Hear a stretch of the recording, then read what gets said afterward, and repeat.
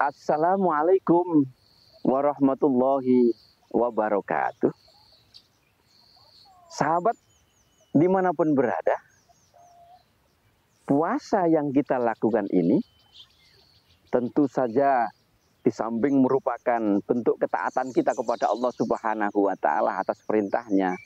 A'udzubillahi minasyaitonirrajim. Bismillahirrahmanirrahim. Ya ayyuhalladzina amanu kutiba alaikumussyam.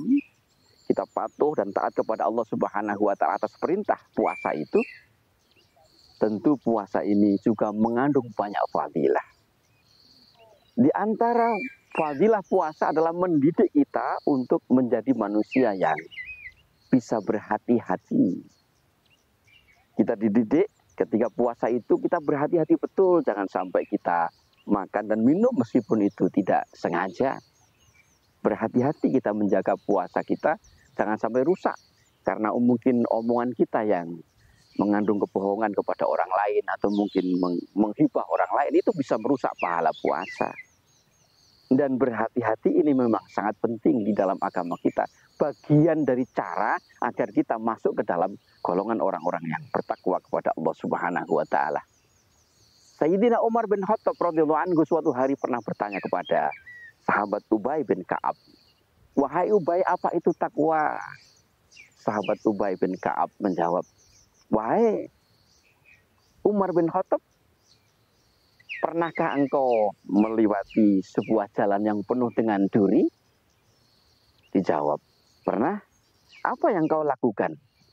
Ubay bin Ka'ab bertanya balik kepada Sayyidina Umar bin Khattab. Aku berhati-hati. Itulah takwa. Jadi orang yang bertakwa itu adalah orang yang sangat berhati-hati. Nabi kita Muhammad SAW dalam Sahih Bukhari pernah menyampaikan bahwa dahulu ada dua orang soleh yang melakukan jual beli tanah. Orang yang soleh yang satu menjual tanah, dibeli oleh orang soleh yang lain.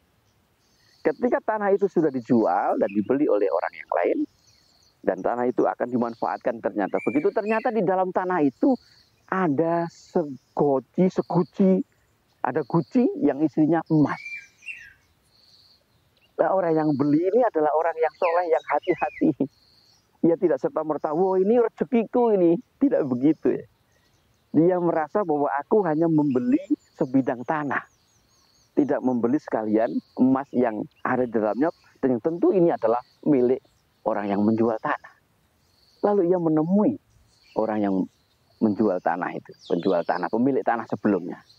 Tuan, aku beli tanah engkau ini. Ternyata di dalamnya ada seguci emas. Ini aku kembalikan kepada engkau. Tentu ini milikmu. Loh, ya tentu milikmu toh. Kan emas tanah itu sudah aku jual dan kau beli. Maka ketika aku jual tanah, isi-isinya itu milikmu. Enggak. Aku hanya beli tanahnya toh, enggak mau isinya toh. Enggak, aku jual isi-isinya toh. Akhirnya orang dua itu saling satu mengatakan enggak, satunya silakan dibawa. Tidak menemukan titik temu. Inilah kalau dua orang baik, dua orang soleh bertemu begitu jadinya. Lalu dua orang ini mencari orang yang dinilai adil untuk memutuskan perkara ini. Dan ia mengadu soal ini. Lalu orang alim yang didatangi itu, yang diminta sebagai hakim itu, ia merenung. Setelah merenung, ia bertanya, apakah kalian punya anak? Dijawab oleh, ya saya punya anak laki-laki. Yang satunya, saya punya anak perempuan.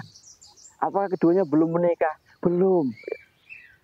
Kalau begitu nikahkanlah kedua anak kalian itu laki-laki dan perempuan. Lalu seguci emas ini berikan kepada anak kalian sebagai bekal untuk membangun rumah tangga.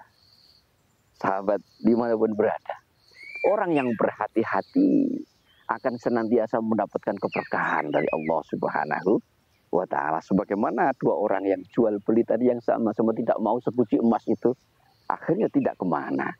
Seguci emas itu untuk anak mereka. Sahabat dimanapun berada, semoga ini menginspirasi kita untuk semakin berhati-hati kita di dalam menjaga diri dan membawa diri kita agar kita termasuk orang yang bertakwa kepada Allah Subhanahu wa Ta'ala, beruntung dunia dan akhirat. Ihdinas siratal mustaqim, wallahul muwaffiq ila aqwamit thoriq. Wassalamualaikum warahmatullahi wabarakatuh.